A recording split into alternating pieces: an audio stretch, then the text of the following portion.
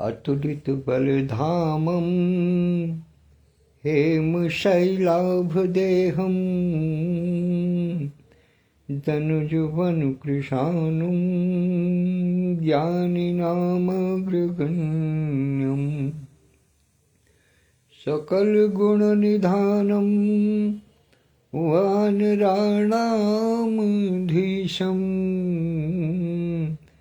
रघुपतिप्रियभक्तं वातजातं नमामि।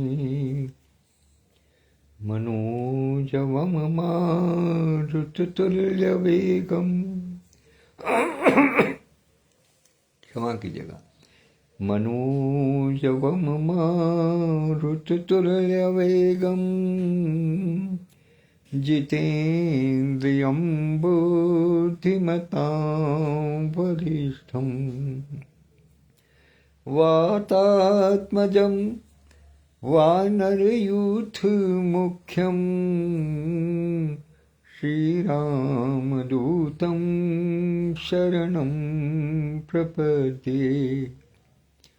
श्रीरामदूतं शरणं प्रपद्ये। मंगलवार का दिवस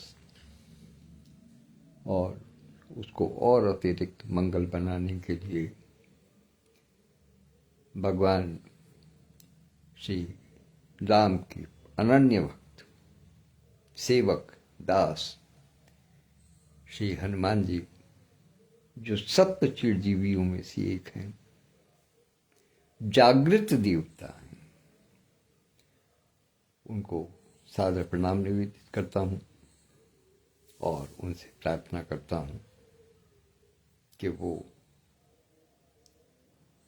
हमारे सभी परिचितों, परिजनों और पुरजनों को सुख, संपदा, सौभाग्य और स्वास्थ्य प्रदान करें। आज के भैया जी उवाच में मैं कुछ विशेष लगाव की बात करना चाहता हूँ। लगाव क्या है?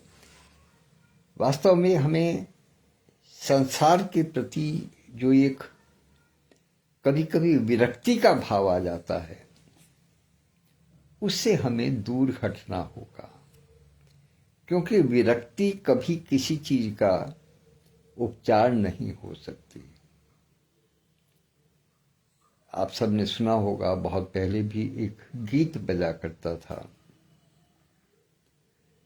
कि संसार से भागे फिरते हो, भगवान को तुम क्या पाओगे।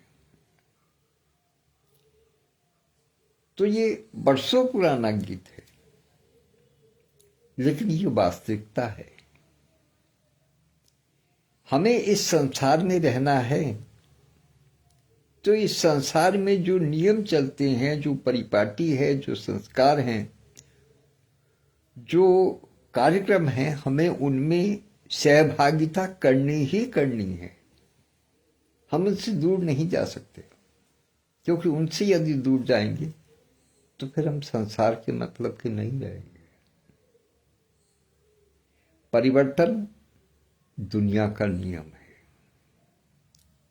हर समय, हर पल समाज में, परिवार में, विश्व में, सृष्टि में कुछ ना कुछ परिवर्तन हो रहा है और ये अवश्यंभावी है।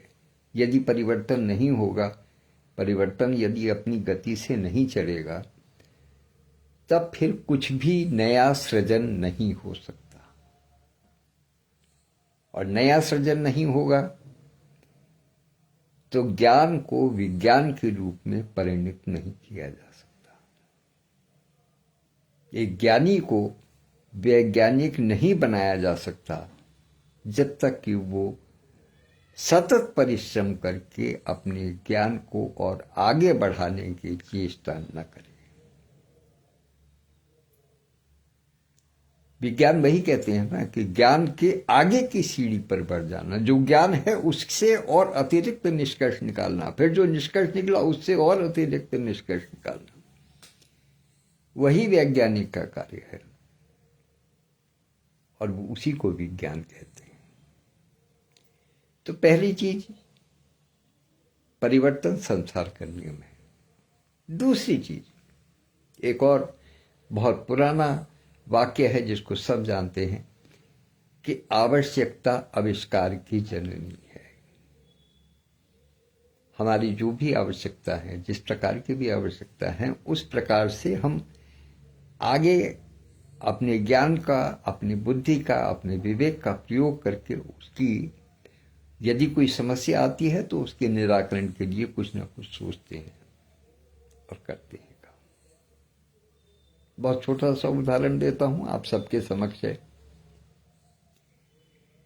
पहले समय में दूरभाष यंत्र नहीं हुआ करते थे, वो चोंगे वाले फोन हुआ करते थे।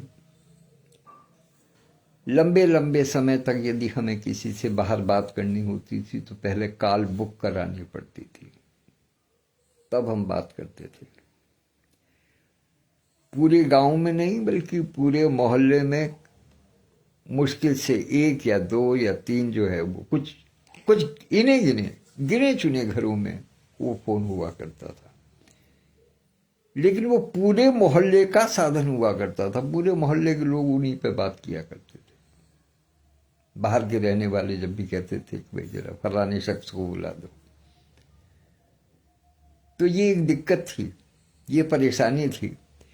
जो बाहर से बोल रहा है उसके लिए भी और जो घर में है उसके लिए भी और जिससे बात की जा रही है उसके लिए भी, सबके लिए परेशानी का बात था। आवश्यकता पड़ी कि भाई कुछ ऐसा होना चाहिए कि सब आसानी से काम कर सकें। तो जो चोंगे वाले फोन थे उनकी दरों को इतना कम कर दिया गया कि वो एक लगभग आम आदमी की पहुंच में आने लगा। फिर भी बात नहीं बनी, क्योंकि एक आदमी बात कर रहा है तो दूसरा कैसे बात करे उस पर, या कहीं और से फोन आ रहा है तो दोनों फोन से कैसे बात हो। फिर आवश्यकता पड़ी तो फिर परिवर्तन हुआ, फिर मोबाइल आए, मोबाइल से बात होने लगी। फिर ये हुआ कि अरे जब मोबाइल आ ही गए हैं, बात हम अलग अलग कर लेते हैं। एक घर में 4 आदमी हैं तो चारों आदमी अपने कान से मोबाइल लगे हुए 4 अलग अलग कोनों में अलग अलग रिश्तेदारों से, अपने मित्रों से, अपने चाहने वालों से बात कर रहे हैं। तो फिर वीडियो कॉलिंग की सुविधा हुई कि नहीं भाई अब ऐसा हो कि बिल्कुल आमने सामने दिखाई दे तब बात करें। तो कहने का मतलब ये, जैसे जैसे आवश्यकता बढ़ती गई वैसे वैसे आविष्कार होते चले गए और समय के अनुसार उन परिस्थितियों में, उन आविष्कारों में परिवर्तन होता चला गया।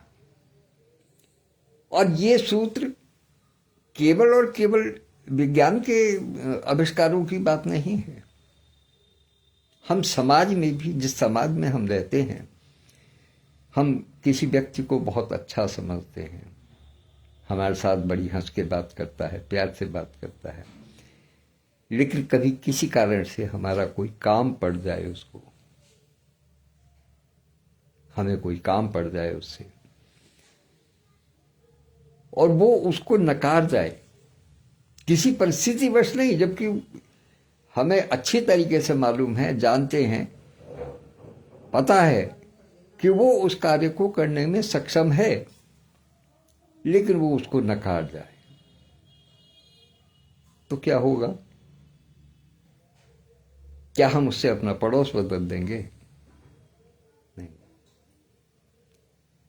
या हमें उससे बात कर देना बंद कर देना चाहिए? नहीं। लेकिन ऐसी स्थिति में हम कोई ऐसा साधन ढूंढेंगे कि हमें उसके स्थान पर किसी दूसरे व्यक्ति से काम करा करके अपने काम को आगे बढ़ा दें। यही सिद्धांत है, जो समाज का सिद्धांत है वो यही है कि भाई एक से काम नहीं चल रहा, कोई बात नहीं, दूसरे से चला लेते हैं। दूसरा भी मना कर देता है तो तीसरे के पास पहुंचेंगे कि भाई तुम हमारा ये काम कर दो। और हम फिर जब एक के बाद दूसरे के पास जाते हैं तो उसको हम कुछ इस प्रकार से बात करते हैं ताकि वो हमारी बात को समझे, वो जाने।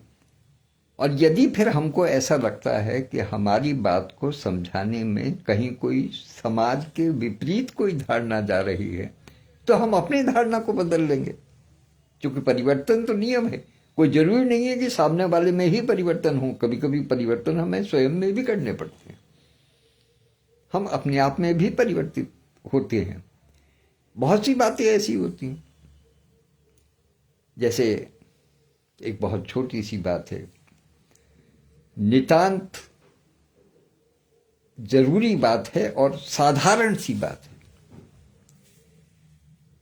कि बच्चा जिस समय पढ़ने के लिए बैठता है छोटी उम्र में, पहली दूसरी में, नर्सरी में, उसमें पढ़ाया जाता है कि हमेशा सच बोलो, सत्य बोलना चाहिए, लेश मात्र भी मिथ्या नहीं बोलना चाहिए।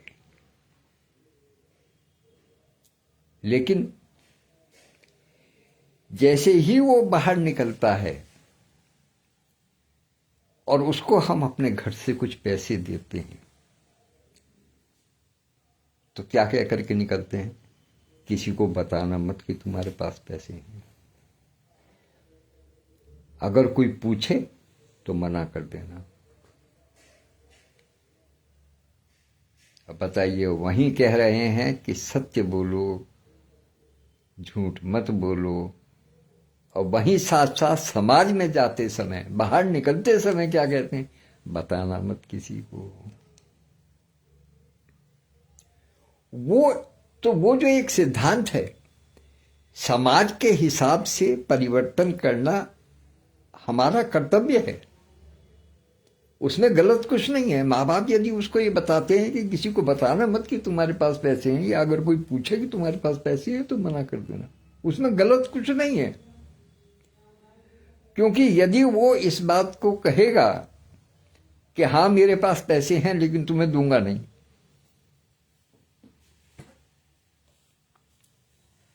तो आपसी वैमनस्य बढ़ने की संभावना, अतिरिक्त वैमनस्य बढ़ने की संभावना है। हो सकता है लड़ाई हो जाए, मार पिटाई हो जाए, गाली गलौज हो जाए, कुछ भी हो जाए। तो इसलिए ऐसा काम नहीं, सीधी एक बात कहो, भाई मेरे पास है नहीं, खत्म हो गई कहानी। ये सामाजिक व्यवस्था है, इसमें हम ना बच्चे को दोष दे सकते हैं ना उसके माता पिता को दोष दे सकते हैं, और किसी को दोष नहीं दे सकते। तो इसलिए ये व्यवस्था है। इसी प्रकार से जब हम कोई कार्य समाज के लिए करने के लिए चलते हैं तो कभी कभी सैद्धांतिक रूप से हमारा मन किसी बात को स्वीकार नहीं कर पाता। जैसे महामना मदन मोहन मालवीय जी ने जिस समय काशी हिंदू विश्वविद्यालय की नींव रखी थी, उस समय क्योंकि जैसा कहते हैं ना कि आदमी शुरू में जोश में होता है, जोश में वो बहुत सारी इस प्रकार की निर्णय लेता है, वो इस प्रकार के सिद्धांत बनाता है जो समाज के लिए हितकर होते हैं, जो समाज को सैद्धांतिक रूप से जोड़ने की बात करेंगे।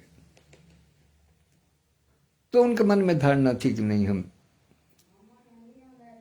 एक गुरुकुल टाइप का एक यूनिवर्सिटी बनाएंगे, वहां विद्यार्थी आएंगे, हॉस्टल में रहेंगे, खाएंगे, पढ़ेंगे, और उसके बाद में यहां से परिपक्व होकर के समाज में जाकर के सेवा करेंगे। ये उनका सिद्धांत था।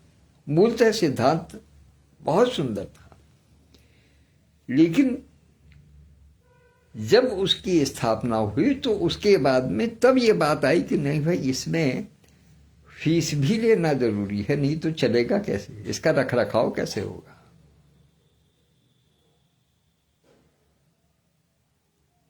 तो जो मन की भावना थी उनकी, कि नहीं हमें सब कुछ फ्री में कर देना है, वो वहां जाकर के कहीं अलग हुई, उसको छोड़ना पड़ा। यही सिद्धांत, ये मैंने आपको एक उदाहरण दिया है, यही सिद्धांत हर स्थान पर लागू है।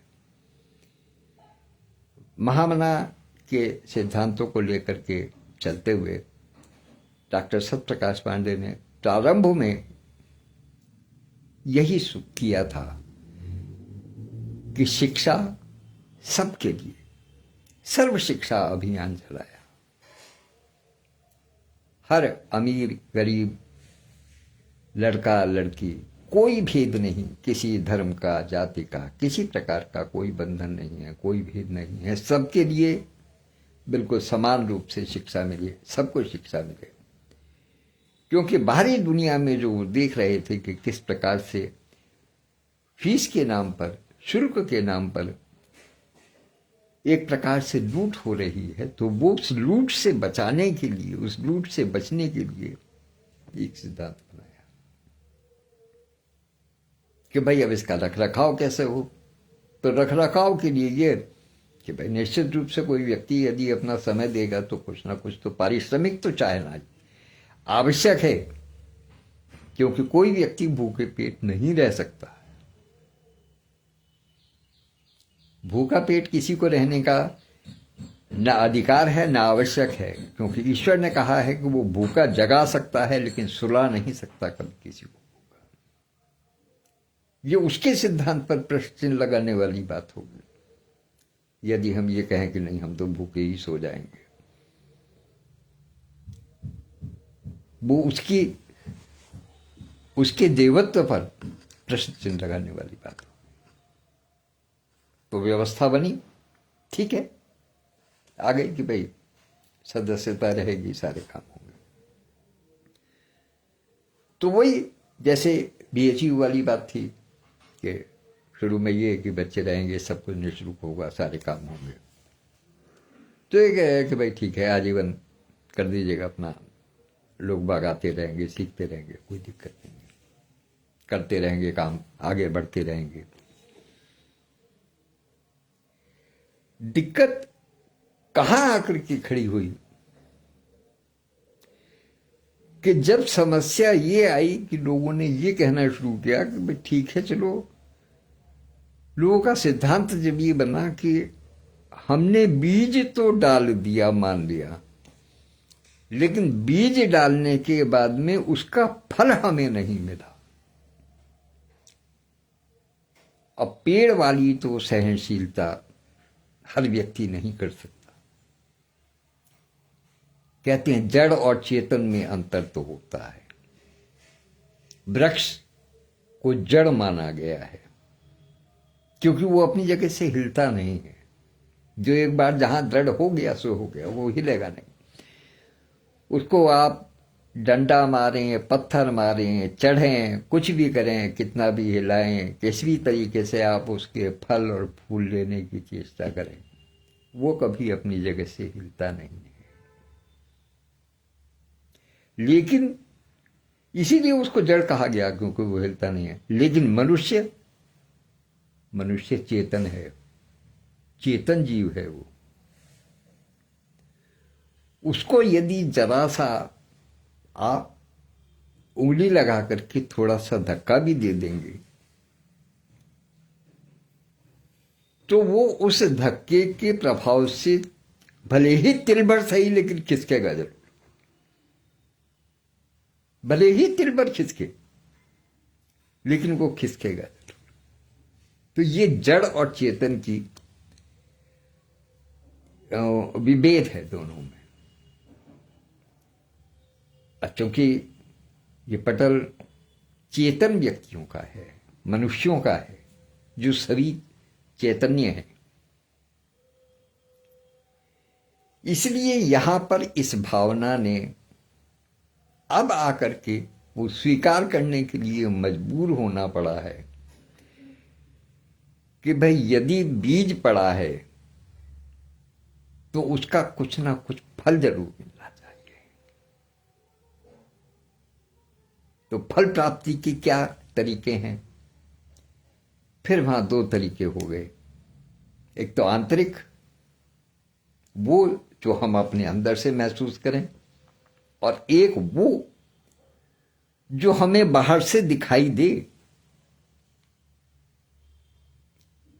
बाहर से दिखाई देने वाले के फिर दो विभेद हुए, एक वो जो हमें समाज में हमारी प्रतिष्ठा के रूप में दिखाई दे, और एक वो जो मुद्रा के रूप में हमारी जेब में पहुंचे।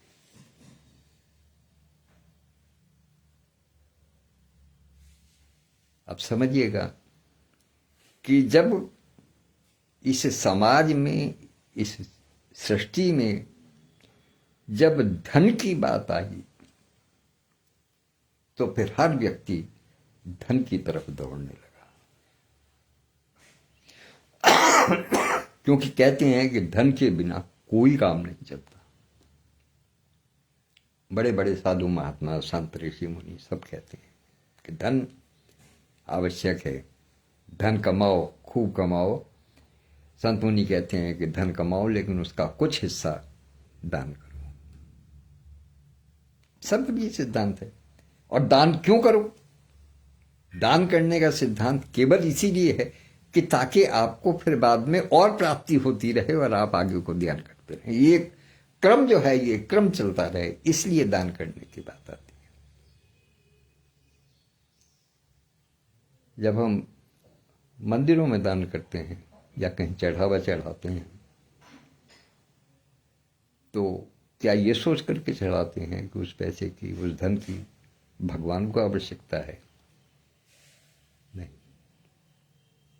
भगवान को तो आवश्यकता है ही नहीं। भगवान को तो धन की अगर आवश्यकता होती तो मरने के बाद में जब आदमी जाता तो वो कहता कि अच्छा ठीक है, जो तुम्हारे पास है उसे लेकर के आओ। वहां तो कुछ नहीं जाता, वो तो किसी से कुछ नहीं मांगता। लेकिन आपको जो कहना चाहिए कि उसके एवज में आपकी श्रद्धा को देखते हुए जो वो आपको देता है, वो हमेशा लगातार देता रहता है। इसलिए ताकि आपकी श्रद्धा बनी रहे। तो इस सिद्धांत पर थोड़ा थोड़ा चलते हुए आज मैं आपको कुछ एक नया विचार देकर के जा रहा हूं।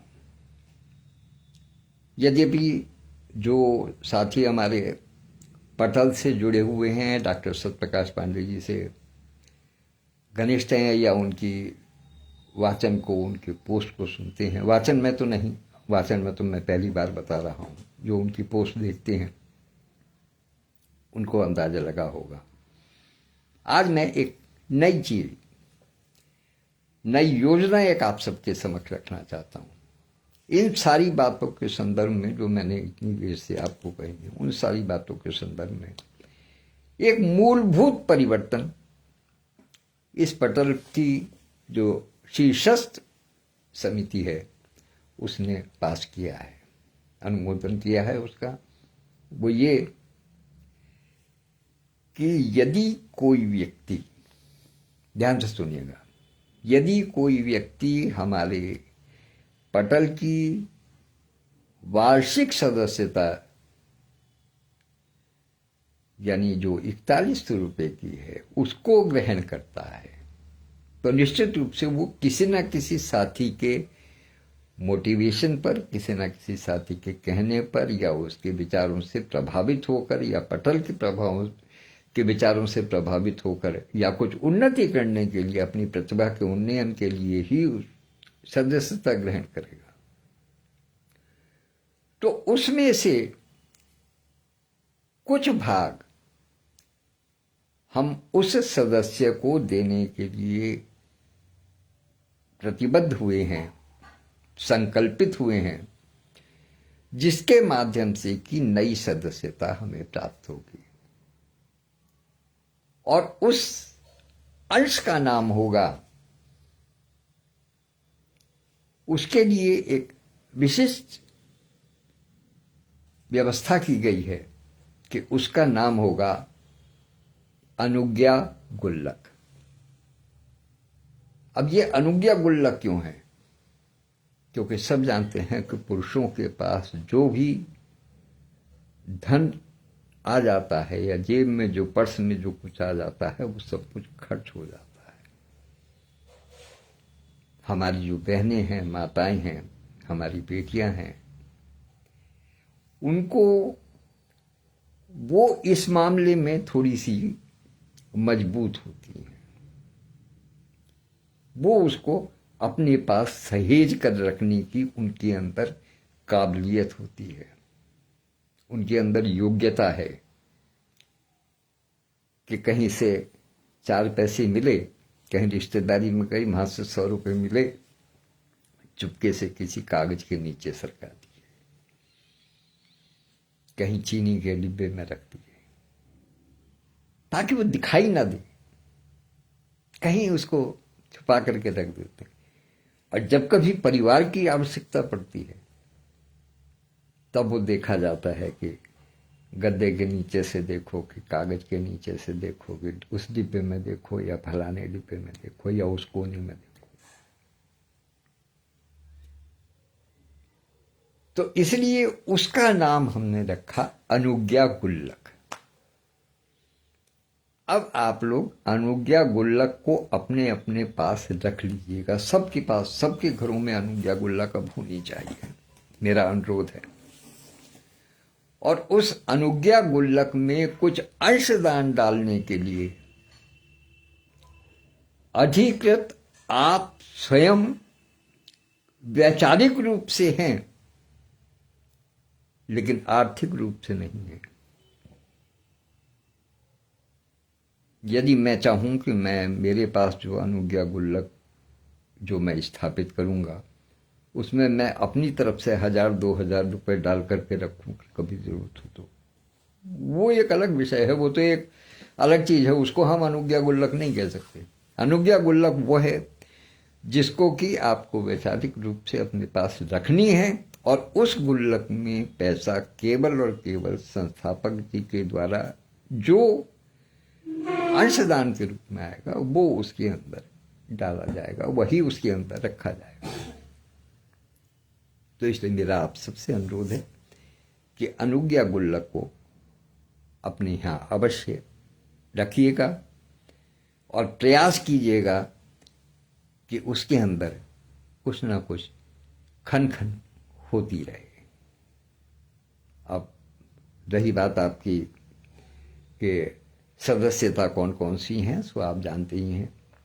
वार्षिक सदस्यता 4100 रुपये की है, और उसके बाद में उसका जो नवीनीकरण है वो 1100 रुपये का है।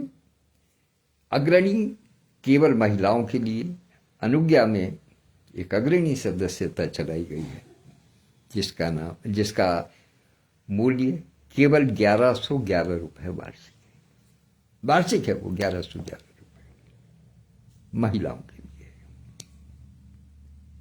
और इसके बाद में एक और छोटी योजना चलाई है जो मैन टू मैन बात करके आगे बढ़ेगी, वो फोन से बात करके नहीं बढ़ेगी।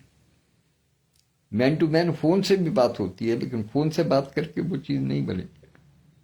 वो बात बनेगी जब हम एक दूसरे से व्यक्तिगत रूप से, भौतिक रूप से जब संपर्क में आएंगे, तब अपने घर से बाहर निकलिएगा, आपके पास घंटा आध घंटे का टाइम है, घर से बाहर निकलिएगा, आपके जो परिचित हैं, साहित्यकार हैं, विद्वान हैं, उनके पास जाइएगा, बैठिएगा, जल लीजिएगा, और फिर उसके बाद में उनसे बात कीजिएगा कि आप हमारे साथ में जुड़िए, और उसकी केवल और केवल 199 रुपये प्रति माह। और फिर उनको आगे समझाइएगा कि 199 रुपये प्रति माह आप एक बार जुड़िए, उसके बाद में फिर आप देखिएगा कि हम आपको ये बताएंगे कि ये किस प्रकार से आपको कार्य करेगी, और वार्षिक पर आ जाइएगा। फिर इस तरीके से आगे बढ़िएगा, समझाइएगा। और जैसा आप सब जानते हैं कि आदरणीय इंदिरा गुप्ता यथार्थ दीदी इस समय आभा में सत्यार्थ सदस्यता की प्रमुख अपनी ओर से पूरा जोर लगा रही हैं, पूरी ऊर्जा दे रही हैं, अपना वाचन कर रही हैं और समझाने का सबको प्रयास कर रही हैं। वो उसमें 1,000 रुपये कम है, वो 31 रुपये की वार्षिक सदस्यता है। तो इस प्रकार से आज मेरा जो मुख्य उद्देश्य था आपके समक्ष उपस्थित होने का, वो कुल मिलाकर के, यदि मैं जो साथी देर से आए हैं उनके लिए भी मैं बता दूं, कुल मिलाकर के जो मूल उद्देश्य था वो केवल इतना था कि सब इस बात को जाने कि आवश्यकता आविष्कार की जननी है, परिवर्तन समय का नियम है।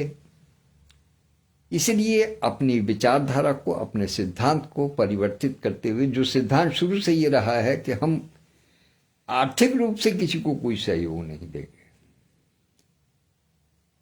उससे अब हम अपने कदम पीछे खींचते हुए सदस्यता लाने वाले हर अपने साथी को आर्थिक सहयोग भी देंगे। और उसके लिए हम आज आप सबसे आह्वान करते हैं कि अपने अपने घरों में अनुज्ञा गुल्लक रखिएगा, जिसमें आपको कुछ नहीं डालना है, उसमें केवल पटल की ओर से खन खन होती रहेगी।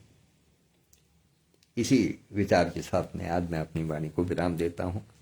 और बाकी जो कार्यशालाएं चल रही हैं उनमें भाग लेना है आपको, आप सब जानते हैं। कल बुधवार के लिए पहला नए हिसाब का सबसे सृजन होगा और उसका शब्द है नया दौर। आप सब रचनाएं लिखें और भेज दें मेरे पास, डॉक्टर सत्यप्रकाश पांडे जी के पास या आदरणीय सुदेश स्नेहिल जी के पास, तीनों में से किसी के पास भी भेज दीजिएगा। आपकी रचना, आपका वॉइस ओवर सम्मिलित हो जाएगा। धन्यवाद, नमस्कार, आप सबका दिन मंगलमय।